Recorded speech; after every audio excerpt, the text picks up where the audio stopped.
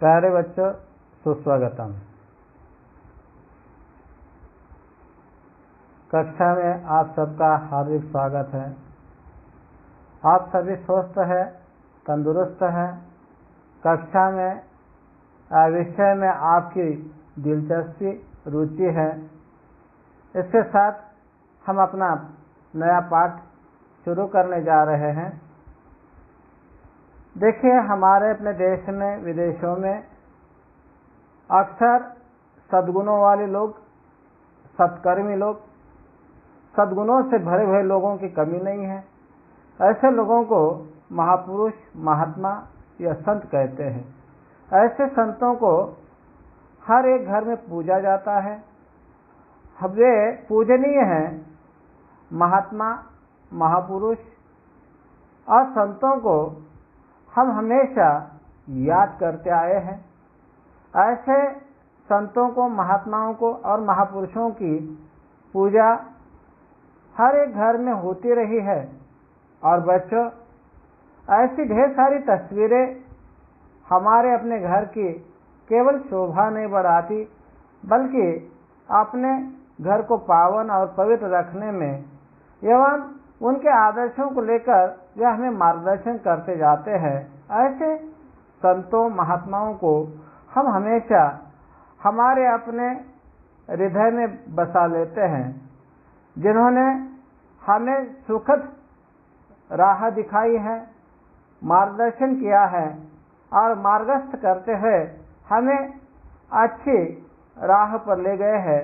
तो राह दिखाने वाले, भूले भटके को सही राह पर लाने वाले महात्मा, महापुरुषों का हमारे अपने जीवन में बिल्कुल अनूठा ही महत्व है। तो आइए कुछ ऐसे ही एक महात्मा का विचार यहाँ पर हम कर रहे हैं। यहाँ पर आपके सामने एक चित्र उभरा हुआ है। यह चित्र किस महात्मा का है? बच्चों, आपने अभी चित्र को पहचाना, जो कि गौतम बुद्ध का है। उन्होंने संपूर्ण विश्व को दया, क्षमा, शांति, करुणा, प्रेम और अहिंसा का मार्ग बताया।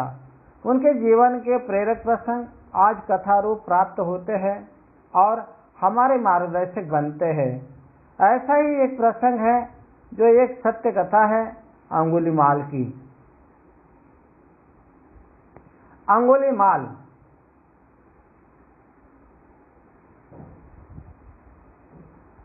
एक जंगल में अंगुलीमाल नाम का एक डाकू रहता था। वह बहुत निर्दयी था। वह जंगल से आने जाने वालों को पकड़कर बहुत सताता था। वह उन्हें मार डालता था। वह उनकी अंगुलियों की माला बनाता था और उस माला को गले में पहनता था। इसीलिए लोग उसे अंगुलीमाल कहते थे। सभी लोग उससे डरते थे और जंगल में नहीं जाते थे। एक बार महात्मा बुद्ध वहां आ गए। सभी लोगों ने उन्हें प्रणाम किया, उन्हें जंगल में जाने से रोका। लोगों ने महात्मा बुद्ध को अंगुलीमाल के बारे में सब कुछ बताया। महात्मा बुद्ध ने लोगों की बातें बहुत धैर्य से सुनी। वे बोले, डरने की कोई बात नहीं है। महात्मा बुद्ध मुस्कुराते हुए जंगल में चले गए। अब जब अंगुलीमाल को महात्मा बुद्ध के आने का पता चला तो उसे बहुत गुस्सा आया। वह गुस्से से भरा महात्मा बुद्ध के पास आया। महात्मा बुद्ध ने धैर्यपूर्वक मुस्कुराकर उसका स्वागत किया। इस प्रकार बिना डरे मुस्कुराकर स्वागत करना अंगुलीमाल के लिए नई बात थी। सब लोग तो उससे डरते थे और उससे घृणा करते थे। महात्मा बुद्ध ने अंगुलीमाल से कहा, भाई गुस्सा छोड़ो और सामने वाले पेड़ से 4 पत्तियां तोड़ लाओ। अंगुलीमाल पत्ते तोड़ लाया। बुद्ध मुस्कुराए और बोले, इन पत्तों को जहां से तोड़ लाए हो फिर से वही लगा आओ। अंगुलीमाल बोला, ये कैसे हो सकता है? जो पत्ता एक बार पेड़ से टूट गया वह फिर कैसे जुड़ सकता है? बुद्ध ने उसे समझाया, तुम यह जानते हो कि जो एक बार टूट गया वह दोबारा जुड़ता नहीं, तो तुम तोड़ने का काम क्यों करते हो? जब तुम फिर से जोड़ नहीं सकते, पेड़ हो या अन्य प्राणी, सब में प्राण होते हैं। प्राणियों को तुम क्यों सताते हो? उन्हें मारते क्यों हो? अंगुलीमाल महात्मा बुद्ध की बात समझ गया। वह उनकी शरण में आ गया और उनका शिष्य बन गया।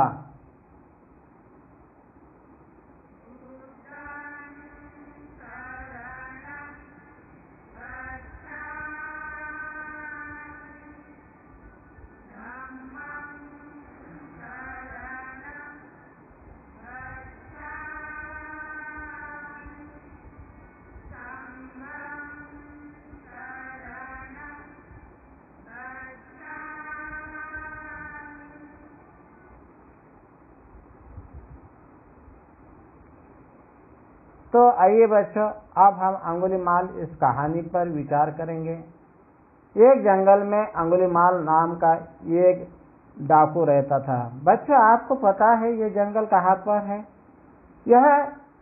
इस कहानी के जंगल की चर्चा हमारे ही अपने देश के एक राज्य से है। उस समय उस राज्य का नाम था मगध। मगध राज्य के जंगल में, गुफाओं में यह खूंखार डाकू रहता था जिसका नाम अंगुलीमाल है।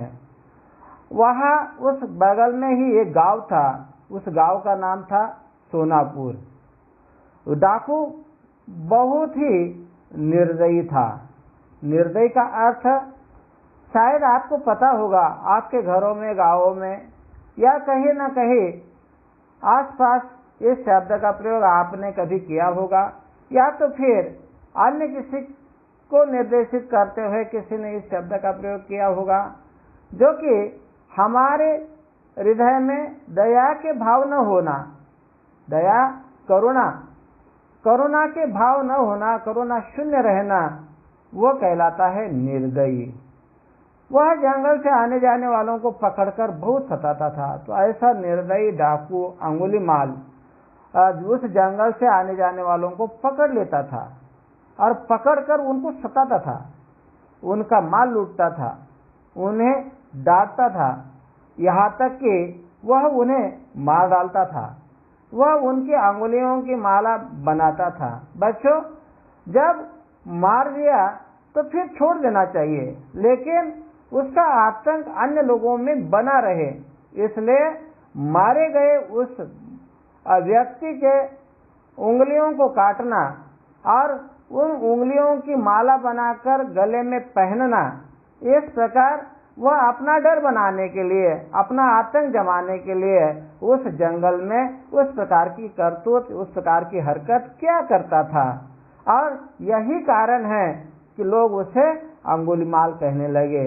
वह उन्हें मार डालता था, मतलब लोगों को मार डालता था और उनकी उंगलियां की माला बनाता था और उस माला को गले में पहनता था, इसीलिए लोग उसे अंगुलीमाल कहते थे। सभी लोग उससे डरते थे और जंगल में नहीं जाते थे। बच्चों, शाम के समय में जब लोग घर पर लौट कर आते थे तो पुनः बाहर निकलने का नाम नहीं लेते थे, और कारण एक ही था, वह था अंगुलीमाल का डर। उससे वो आतंकित थे और उस प्रकार अंगुलीमाल आकर उनकी भी हत्या न करे, उनकी उंगलियों को काटकर अपने गले की माला न बना दे, इसलिए डर के मारे वो अपने घरों में पड़े रहते थे और फिर घर आने के बाद जंगल में वापस दोबारा नहीं जाते थे। इस प्रकार पूरा गांव जो है आतंकित था, जंगल में कोई नहीं जाता था। तो जंगल का मतलब है वन। देखिए, यहाँ पर एक चित्र दिखाया, खूंखार व्यक्ति जो है, डाकू जो है, उसके आंखें या तो उसकी सूरत से ही पता चलता है कि ये कितने निर्दयी स्वभाव का रहा होगा।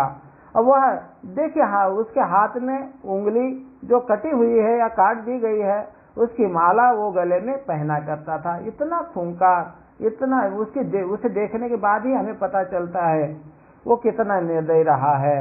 तो इस प्रकार उंगलियां काटकर वो अपने गले की माला बना लेता था, उंगलियों की माला बना लेता था, और यही कारण है कि उसे लोगों ने अंगुलीमाल कहना शुरू कर दिया था। तो आइए अब हम उस व्यक्ति के बारे में थोड़ा सोचे। जंगल में रहने वाला एक डाकू कौन था? तो बच्चों, जंगल में रहने वाला एक डाकू, उसका नाम था अंगुलीमाल। अंगुलीमाल कैसे स्वभाव का था? अंगुलीमाल निर्दयी स्वभाव का था। वह किसी पर भी दया नहीं दिखाता था, करुणा शून्य था। इसलिए उसे या उसके स्वभाव को ये शब्द बिल्कुल लागू हो जाता है और उसका स्वभाव निर्दयी बन गया था। अंगुलीमाल निर्दयी स्वभाव का था। डाकू को अंगुलीमाल क्यों कहते थे? बच्चों, अभी अभी हमने इस पर चर्चा की है। डाकू जंगल से आने जाने वालों को पकड़कर बहुत सताता था, उन्हें मार डालता था। वह उनकी अंगुलियों की माला बनाता था, उस माला को गले में पहनता था, इसीलिए लोग उसे अंगुलीमाल कहते थे। अब देखिए, ऐसे ही उस गांव में गौतम बुद्ध वर्षावास के लिए आ पहुंचते हैं। लोग उनकी आवभगत में लग जाते हैं। अब महात्मा बुद्ध के आने के बाद सभी उनकी सेवा में, सभी उनकी आवभगत में लगे हुए हैं। फिर भी न जाने क्यों महात्मा बुद्ध के मन में इस प्रकार का प्रश्न आ जाता है कि लोग इतने आतंकित क्यों, इतने भयभीत क्यों हैं, लोगों के मन में ऐसा डर क्यों है, क्या कारण है? तो महात्मा बुद्ध आने के बाद जो घटनाक्रम उन्होंने देखा था उस पर बुद्ध सोचने लगे थे और उसी विचार को लेकर उन्होंने लोगों से बात की। एक बार महात्मा बुद्ध वहां आ गए, सभी लोगों ने उन्हें प्रणाम किया, उन्हें जंगल में जाने से रोका। बच्चों, क्या कारण रहा होगा? जंगल में जाने से क्यों रोका गया होगा? बात सही है कि वहां पर अंगुलीमाल नाम का डाकू रहता था, जिसका आतंक वहां पर बना हुआ था, लोगों की हत्या किया करता था। तो उससे बचाने के लिए, महात्मा बुद्ध की रक्षा करने के लिए, या महात्मा बुद्ध को जीवित रखने के लिए, अंगुलीमाल की चंगुल से बचाने के लिए लोगों ने जंगल में जाने से बुद्ध को रोका और साथ साथ उन्होंने अंगुलीमाल के बारे में सब कुछ बताया। वो कैसा है, क्या करता है, कैसे सताता है, लोगों को कैसे लूटता है, लोगों की किस प्रकार हत्या करता है, वो सारी बातें महात्मा बुद्ध को अंगुलीमाल के बारे में लोगों ने बताई। महात्मा बुद्ध ने लोगों की बातें धैर्य से सुनी। वे बोले, डरने की कोई बात नहीं है। जैसे आप तो जानते हो, महात्मा बुद्ध एक ऐसे महापुरुष थे जिनको देखने के बाद हर एक व्यक्ति उनके चरणों में लीन हो जाता था और उनके सहज स्वभाव से उनको साथ मिल जाता था। तो यहाँ पर डरने की कोई बात नहीं, ऐसा कहकर वे बिल्कुल सहजता से उन्होंने उस बात को लिया।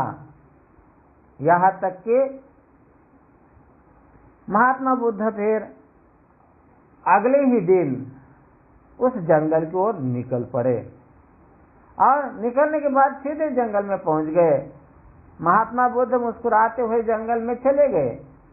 और जब अंगुलीमाल को महात्मा बुद्ध के आने का पता चला तो उसे बहुत गुस्सा आया। बच्चों, गुस्सा तो जानते होंगे, गुस्सा का अर्थ है क्रोध। वह गुस्से से भरा महात्मा बुद्ध के पास आया। महात्मा बुद्ध ने धैर्यपूर्वक मुस्कुराकर उसका स्वागत किया। इस प्रकार बिना डरे मुस्कुराकर स्वागत करना अंगुलीमाल के लिए नई बात थी। आज तक किसी ने भी इस प्रकार का व्यवहार या किसी से भी उसको इस प्रकार की अपेक्षा नहीं थी कि लोग बिल्कुल मुस्कुराकर उसके सामने आए।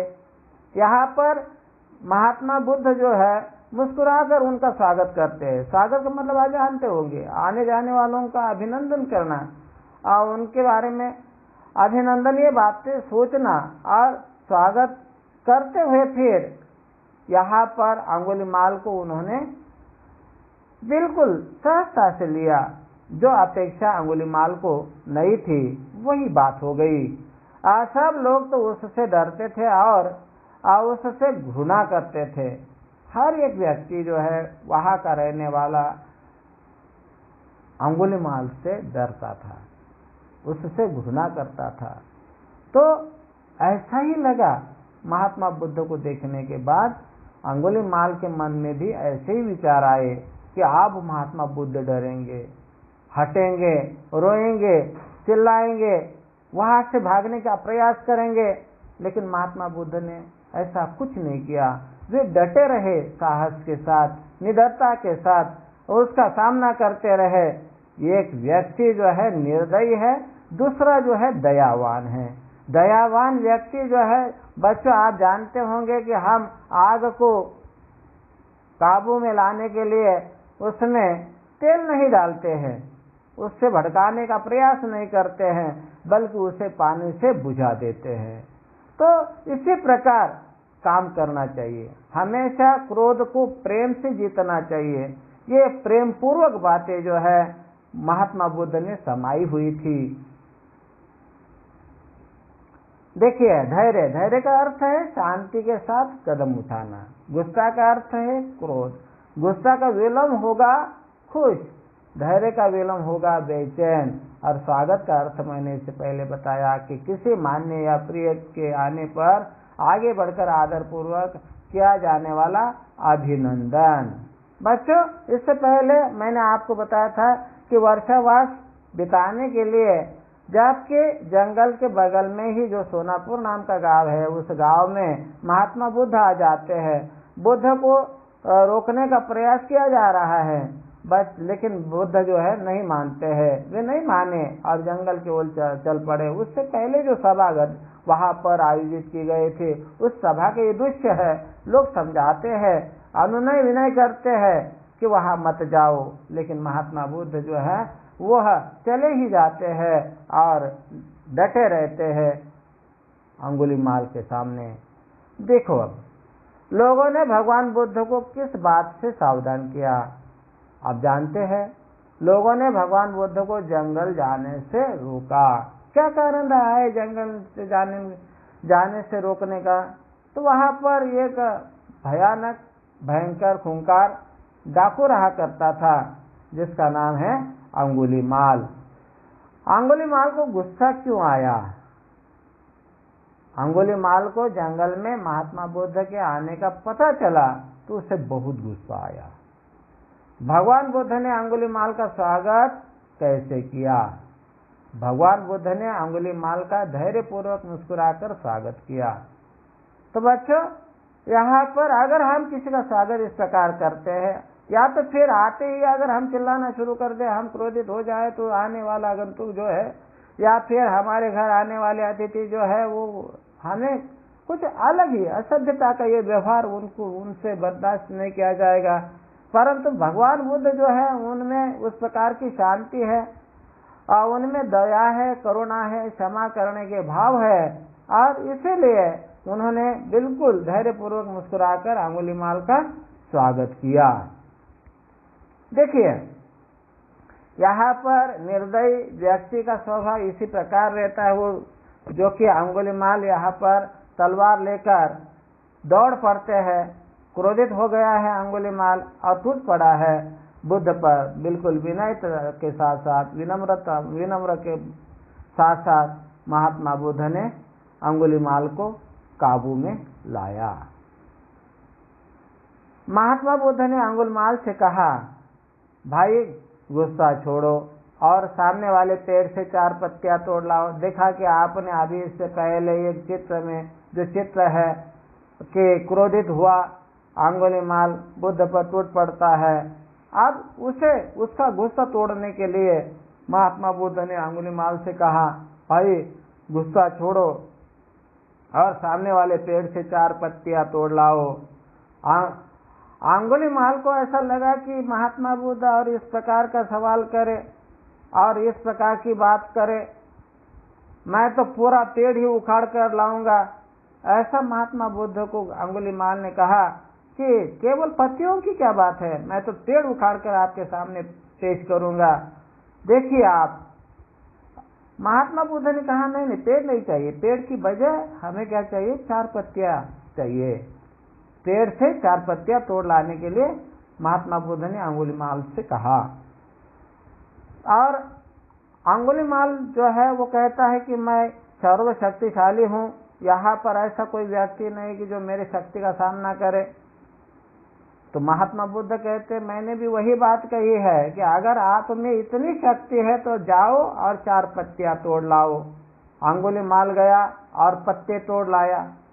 बुद्ध मुस्कुराए और बोले, जिस बात का अब जो बात अंगुलीमाल के मन में कभी नहीं आई थी, ऐसा ही व्यवहार बुद्ध से हुआ। बुद्ध ने कहा, वे बोले, इन पत्तों को जहां से तोड़ लाए हो फिर से वही लगाओ आओ। बच्चों, आज तक आपने भी इस बात को खेलते समय या आपने घर में उधम मचाते समय ढेर सारे बर्तनों को आपने तोड़ा होगा, खिलौनों को तोड़ा होगा, या तो फिर साथ साथ जहाँ कहीं आप गए होंगे खेलते समय, या एक दूसरे को ढकेलते समय, या तो फिर उधम मचाते समय, ऐसे कुछ न कुछ आपके हाथों टूटा होगा। लेकिन आपने आज तक किसी ने आपको ये प्रश्न नहीं किया होगा कि जाओ जो आपने तोड़ा है उसे जोड़ दो। अब महात्मा बुद्ध का यही प्रश्न था, यही व्यवहार था कि जो पत्तियां आप तोड़ लाए हो उसे जोड़ दो। अब अंगुलीमाल क्या सोचता है, देखिए। अंगुलीमाल बोला, ये कैसे हो सकता है, जो पत्ता एक बार पेड़ से टूट गया वह फिर कैसे जुड़ सकता है। अंगुलीमाल की या हमारे आम जनता की भी यही बात है कि हम ऐसा ही सोचते हैं, तोड़ने के लिए तोड़ तो देते हैं लेकिन जोड़ने का काम हमसे नहीं हो पाता है। बुद्ध ने उसे समझाया, तुम यह जानते हो कि जो एक बार टूट गया वह दोबारा जुड़ता नहीं, तो तुम तोड़ने का काम क्यों करते हो। बच्चों, सही है, महात्मा बुद्ध ने जो बताया वो बात बिल्कुल सही है। अगर मान लीजिए हमारे अपने मुख से निकला हुआ शब्द अगर किसी के दिल को ठेस पहुंचाता है, अगर वो टूट जाता है, तो पुनः उसे पहले जैसा जोड़ने में हम इतने शक्तिशाली नहीं बन पाते, इतने सामर्थ्यवान नहीं हो पाते हैं कि हम पुनः उसे जोड़ सके, फिर से उसे हम अपने नजदीक ले आए, प्रेम भाव से उससे बात करें। एक बार रूठ गया सो रूठ गया, इस प्रकार हो जाता है। अब यहाँ पर भी उसी बात का सोचना शुरू कर देता है अंगुलीमाल कि पत्ता तो तोड़ लाया है लेकिन कैसे जोड़ पाएगा, टूट गया सो टूट गया। और जब तुम फिर से जोड़ नहीं सकते, तो महात्मा बुद्ध कहते हैं, जब तुम फिर से जोड़ नहीं सकते, पेड़ हो या अन्य प्राणी, सब में प्राण होते हैं। प्राणियों को तुम क्यों सताते हो, उन्हें मारते क्यों हो। बच्चों, बिल्कुल बात सही है। अगर मान लीजिए कि जीवन हम किसी को नहीं दे पाए तो किसी की मृत्यु करना या तो किसी को मार देना या किसी को मौत के घाट उतारना, यह हमारे अधिकार में नहीं आता है, यह हमारे बस की बात नहीं। या तो फिर अगर जीवन देना हमसे संभव नहीं है, अगर हम किसी को जान नहीं बख्श सकते हैं, तो उसकी हत्या भी हम न करें। उसे जिसे हम जोड़ नहीं सकते तो उसे हम तोड़े नहीं। अंगुलीमाल महात्मा बुद्ध की बात समझ गया। बच्चों, ये एक उदाहरण मात्र था, एक ऐसा उदाहरण था कि आज तक अंगुलीमाल को महात्मा बुद्ध की तरह किसी ने नहीं समझाया था कि भाई आप जो कर रहे हो गलत कर रहे हो, आप जो भी कर रहे हो वह बुरा है और ऐसी बुराई को लेकर जीना अच्छी बात नहीं है। तो अंगुलीमाल को ये बात समझ में आ गई और तुरंत वह जो है महात्मा बुद्ध की शरण में आ गया और उनका शिष्य बन गया। बच्चों, आइए अब हम सोचेंगे भगवान बुद्ध ने अंगुलीमाल से क्या तोड़ लाने को कहा। बिल्कुल, भगवान बुद्ध ने अंगुलीमाल से पत्तियां तोड़ लाने को कहा। तो इस प्रकार की यह कहानी थी और इस कहानी से हम ये शिक्षा हमें प्राप्त होती है, तोड़ना आसान है, जोड़ना मुश्किल। तो बच्चों आज हमने कहानी देखी, उस कहानी का शीर्षक था अंगुलीमाल।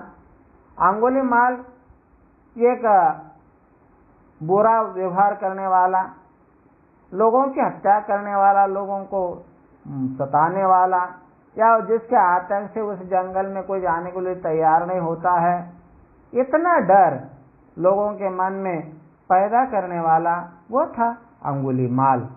यहाँ तक कि महात्मा बुद्ध को भी लोग मना कर देते हैं कि आप भी जंगल की ओर न जाए।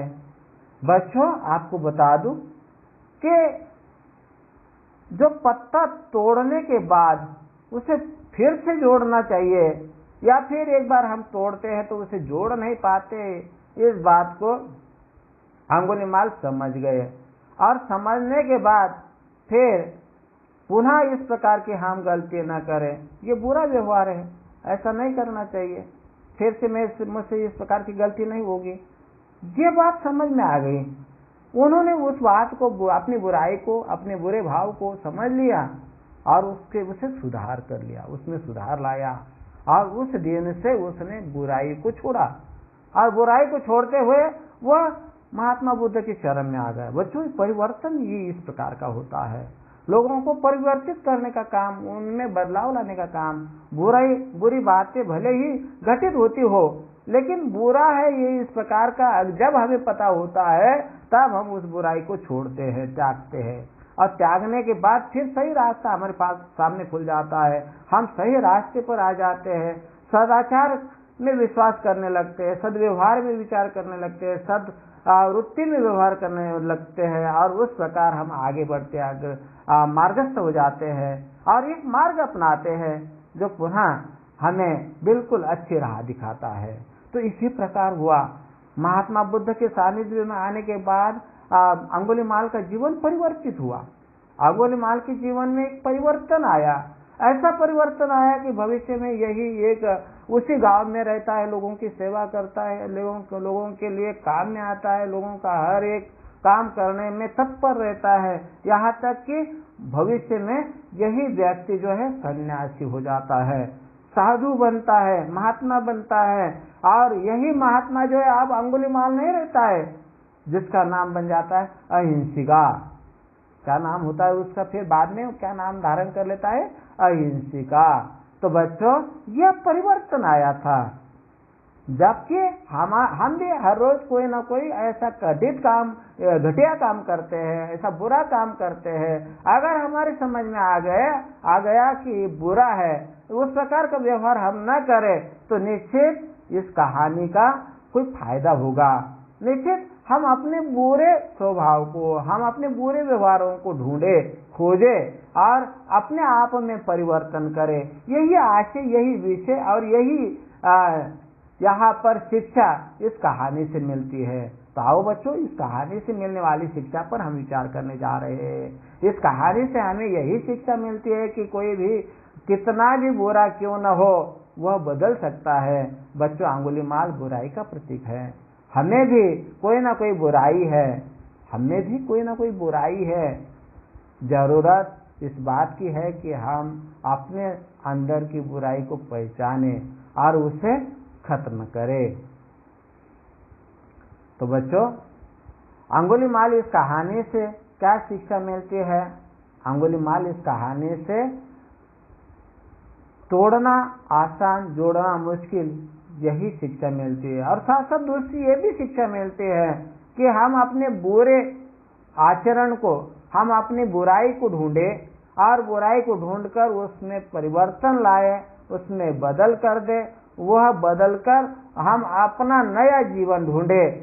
यह भी शिक्षा इस कहानी से मिलती है। कहानी में शरीर के किस अंग का उल्लेख आया है? कहानी में शरीर के अंगुलियों का उल्लेख आया है। महान आत्मा, बच्चों महान आत्मा के लिए एक ही शब्द का प्रयोग करना है। क्या हो सकता है वो शब्द? वो शब्द है महात्मा। देखिए अब कुछ व्याकरण आपके इस पाठ से हम उस पर विचार कर सकते हैं। पहले मैं गांव में रहता था, जबकि यहाँ पर भूतकाल है। पहले मैं गांव में रहता था, मतलब रहता था, भूतकाल हो गया। इसे वर्तमान में बदलो और गांव के स्थान पर शहर शब्द का प्रयोग कीजिए। अब वर्तमान में लाना है, मतलब अब गांव की जगह पर शहर लाना है। मैं शहर में रहता हूँ, अब मैं शहर में रहता हूँ। पहले वे चाय पीते थे, है ना, यहाँ पर भूतकाल है। अब चाय की जगह पर दूध का प्रयोग कीजिए और वर्तमान में इसका परिवर्तित करते हुए वो वाक्य तैयार कर लीजिएगा। दूध शब्द का प्रयोग करते हुए और इसका वर्तमान में बदलते हुए क्या हो जाएगा? अब वे दूध पीते हैं। बच्चों, ये हमारे अपनी कक्षा की कुछ बातें हुई, लेकिन जब कहीं भी सोचा जाता है या फिर पाठ, जैसे जैसे कहानी हो, कविता हो या फिर कोई दूसरा पाठ हो, हम पाठ के अंत में आपके गृह कार्य के रूप में कुछ काम आपको देते हैं। तो आइए इस पाठ पर आधारित आप अपने घर से इस प्रकार का कार्य करके ले आइए। गुस्सा, चरण, घृणा, सताना शब्दों का वाक्यों में प्रयोग कीजिए। बाद में जैसे कि भूतकाल, वर्तमान काल हमने देखा, सलमा चित्र बनाती है, यह एक वाक्य है, ये वर्तमान की ओर हमें निर्देशित करता है। अब इस वाक्य को आप भूतकाल में बदल दीजिए। सलमा चित्र बनाती है, आते समय लिख कर ले आइए। महात्मा बुद्ध ने अंगुलीमाल से कितनी पत्तियां तोड़ लाने को कहा, हम अपने कहानी में देख चुके हैं। आपको आप घर पर जाकर सोचना है कि कितनी पत्तियां थी और उसे उत्तर के रूप में लिख लेना है। बच्चों, मुझे लगता है ये बिल्कुल प्रेरणा देने वाली कहानी, एक प्रेरक प्रसंग इस कहानी में था, जो हमारे अपने जीवन को भी नया रूप दे सकता है। हम भी इस उमंग के साथ इस कहानी को यहीं पर समाप्त कर रहे हैं। पुनः मिलेंगे यहीं पर, इसी आशय के साथ कि आज की कहानी आपको बड़ी अच्छी लगी होगी और भविष्य में यह आपके लिए मार्गदर्शन करती रहे। धन्यवाद।